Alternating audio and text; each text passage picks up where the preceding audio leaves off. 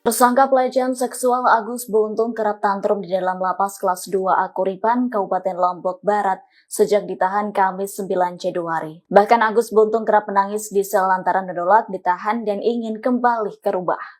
Dalam upaya mengatasi hal tersebut, pihak lapas memberikan tenaga pendamping untuk menenangkan Agus. Dilansir dari tribunnews.com, pendamping Agus berasal dari narapidana setempat. Menurut Ketua Komisi Disabilitas Daerah Joko Jumadi, sosok pendamping Agus merupakan sepupunya yang juga narapidana. Tenaga pendamping itu juga bertugas untuk melakukan beberapa hal yang tak bisa dilakukan Agus sendiri.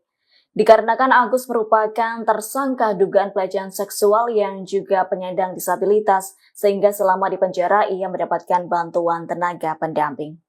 Terkini Joko mengatakan kondisi Agus mulai stabil dibandingkan saat pertama kali dibawa ke lapas.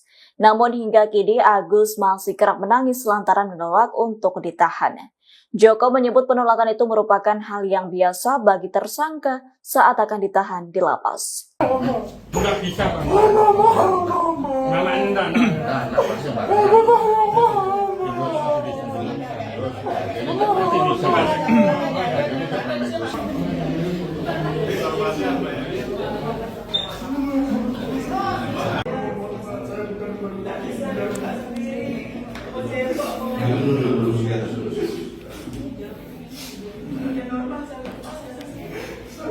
Download Tribun X sekarang, menghadirkan lokal menjadi Indonesia.